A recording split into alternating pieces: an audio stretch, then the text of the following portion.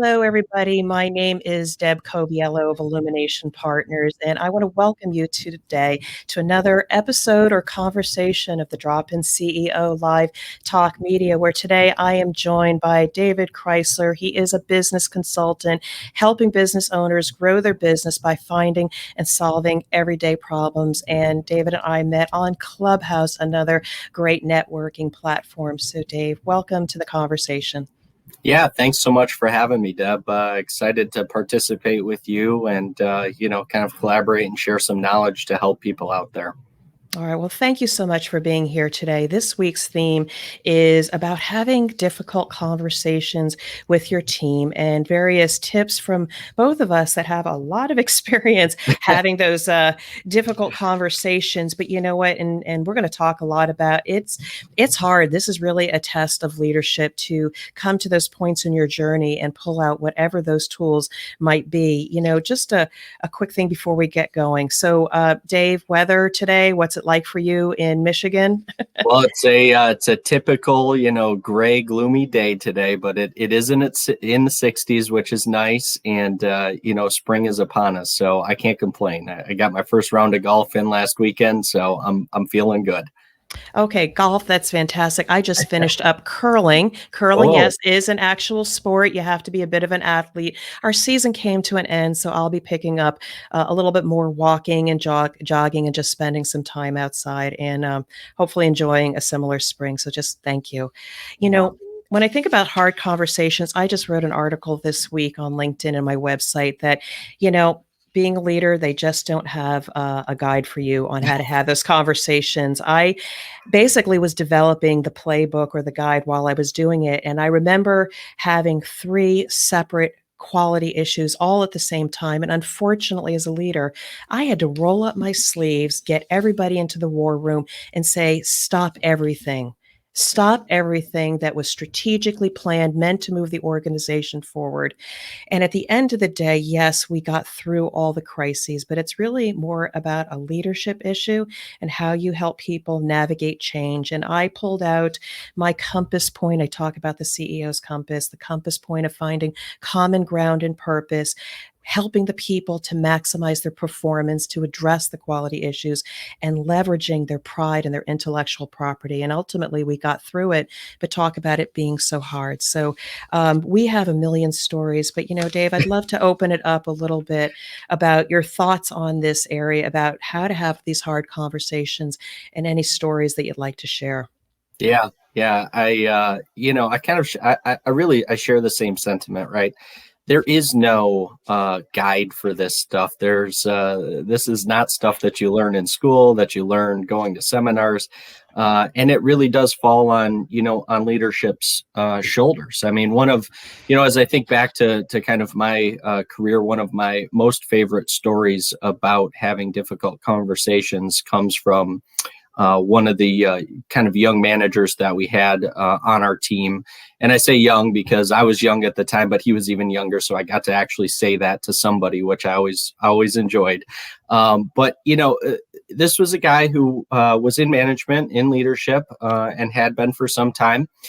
He actually, went to college and got a management degree. So we always kind of would look at him as, well, hey, haven't they taught you some of this stuff in school? And, as I think back to this story, what ended up happening was, he kind of came into the office and, as I tell the story was, white as a ghost. And it's like, Dave, I got this situation. We've got, these employees are complaining about this other employee and, some hygiene issues. And, I don't know what to do about it. And, so as we talked through the situation and what was going on and the specifics of it, it really came down to being able to address the issue, number one, directly, right, which always kind of seems to be uncomfortable, especially when you're talking about something as personal as hygiene. But, being direct, sticking to the facts, and, approaching each one of those conversations with empathy. to understand that there's probably something else going on below the surface that's, really driving this thing that you're kind of seeing. We talk about symptoms a lot. You're seeing the symptoms of what the real problem is. And so kind of, long story short, the conversation went well. The problem was addressed and dealt with. People on the team, the rest of the team felt comfortable knowing that, there was some resolution in place. But yeah, it just kind of, to me, it's a favorite story because it really illustrates the point that, there is no playbook. You really have to approach it kind of in a methodical way to be able to get some sort of an outcome and to move the ball forward. So.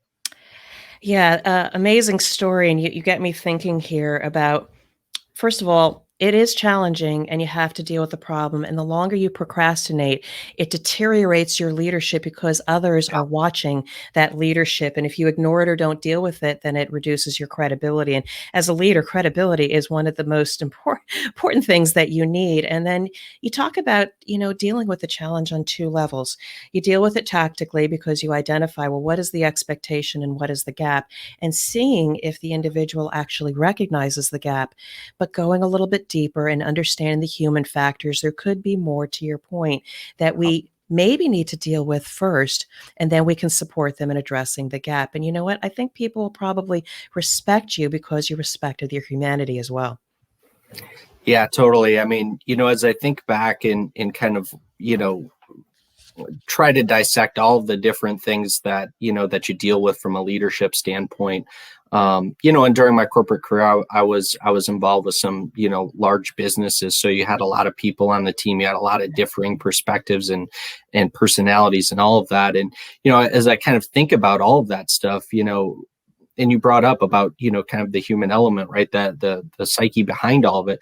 And really for me, psychology, you kind of never think being a leader that you're going to be, a psychologist, and you have to really understand those types of things. But I think that's one of the things that, the further you go in leadership, and no matter how big or small your team is, even if you only have a couple of people, doing some development in that area so you can really empathize and understand where people are coming from. I've found personally that kind of really helps you from a leadership, kind of stay in that spot and lead, the team that you're leading. You bring up some memories. I mean, I know we could probably talk on and on, but I have been in a situation where I think you've got maybe a similar story where a hard conversation was about, we have to potentially move or eliminate your job. I was part of two separate closings of plants myself. And I just know that, yes, it's hard, that initial shock, but then how you handle the human during the transition, giving them respect all along the way. Yes, it's sad that the chapter has to come to an end, but along the way, you gave them every opportunity to continue to leverage their expertise and treat them with humanity. But I hear you probably have a story or two in that area that was pretty challenging. I'm curious, how have you handled similar situations?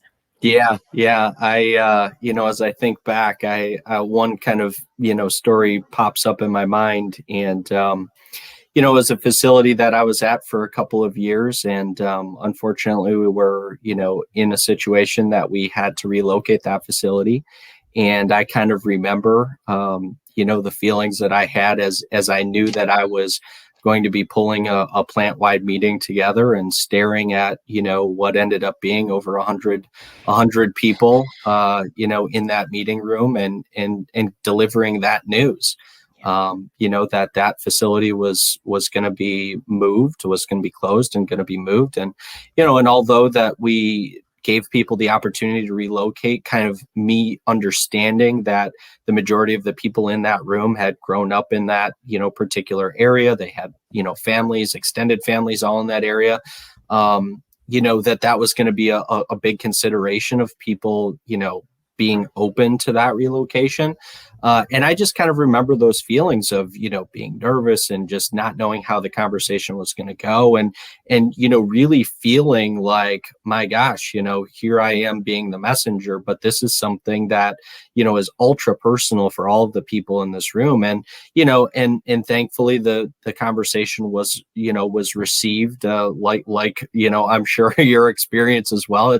It's received how it's received. And it's about kind of that next, what happens next. To your point, it's that what happens next for that next, not just the next day, but the next several weeks. And as those things wind down, that I feel like can really make the difference in terms of a transition. So yeah, I think that's the theme for me, is just recognizing that it's okay when you're a leader to not know or to not have the 100% answer. Right? Like, give yourself some grace and understand that you're a person too, and you've got, feelings that you're dealing with, and that you recognize, the impact of your message and your delivery is going to have on other people. I think that's important, give yourself some grace when you're in that position, because you have a tough job. Yeah, you're right. Celebrate the fact that you are in that role and that you've been given or earned that Yeah. responsibility and that authority. Just know you've already won. And again, it's just a matter of learning how to manage these situations. But, going back to the beginning, you don't learn this in a course. I mean, No. we maybe have how to deal with change management, communicate the change. We get that in all of our training, whether it's Lean, Six Sigma, project management, what have you. But you know what? Once you get into business and as a practitioner, the emerging leaders in the organization just don't know who to turn to. And maybe the behavior is not modeled that they can learn from. And I also think about the senior leader, that they have to have their people cascade challenging conversations. And even if they know how to do it well, do they even have the bandwidth to help coach and mentor their people? I find sometimes that's even a bigger challenge, because people know they need the skills, but they don't know where to go or how to get the support. So I guess what I would maybe just ask you, and then we're going to bring this to a close, is if we think about the person in business, somebody else many years ago, 10, 15 years ago, and you're having to be faced with these things of having that conversation. Any thoughts or tips, or do this first, do this second, or get your mindset in the right place just to set them up for a better outcome?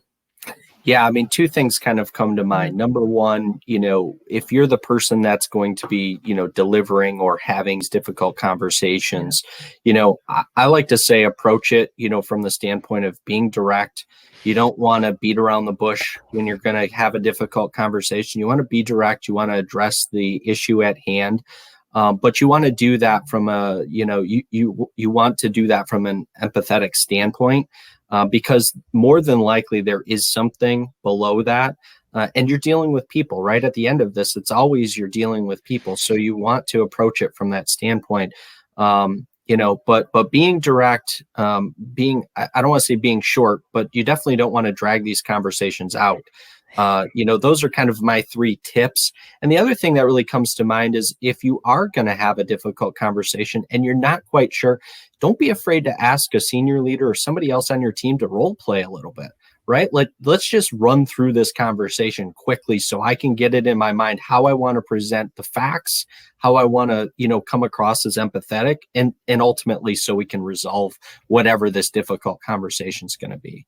All right, those are great tips, and I will tell you, I would role play in my head over and over again, and I'm sure people look at me strange as I'm like talking to myself. Whatever it will take just to get it clear in your mind what you want to say, because the better you can say it and it rolls off your tongue, you can start looking at the other elements of the person's reaction, their body language, how they're feeling, and take that in as data. If you're still stumbling over your words, you can't take in the whole person and then deal with it with empathy. So this has been a fantastic conversation, David. I know, first of all, to everybody out there, Dave and I work in a similar space. We have a lot of technical experience and solve business problems, but we also seek to help people and give them the skills they need. So, Dave, if people wanted to connect with you, because again, there's a lot of people in the world that could definitely use our help, how could they connect with you? And are there any other resources you wanted to share? Sure. Yeah, the easiest way is to reach out via our website, which is thechrysler.club. and that's spelled Crysler. We've got a bunch of different free resources available on our website. You can sign up for our email list, which we send out weekly tips and tools. We do different video series across our social channels. So any one of those ways would be perfect to connect with us. Yeah, and thank you, Dave. And from my side, go to my website, dropinceo.com. I have several resources. I blog, I write all the time. And also, I offer the Drop In CEO podcast that's there as well for a lot of additional amazing industry leaders for their insights. And simply, Dave and I want to help you. So if you're somebody in business that just wants to talk to us and get some tips from us, reach out to us. And if you're a senior leader looking at this, no shame in thinking about, I just need some help. I just need a partner to guide either myself or my organization and have those challenging conversations. Reach out to Dave or reach out to myself. We'd love to love to work with you and hear from you. So Dave, thank you so much for an amazing conversation today. Yeah, thanks, Deb. It was a pleasure. Looking forward to doing it again. All right, be well. You too.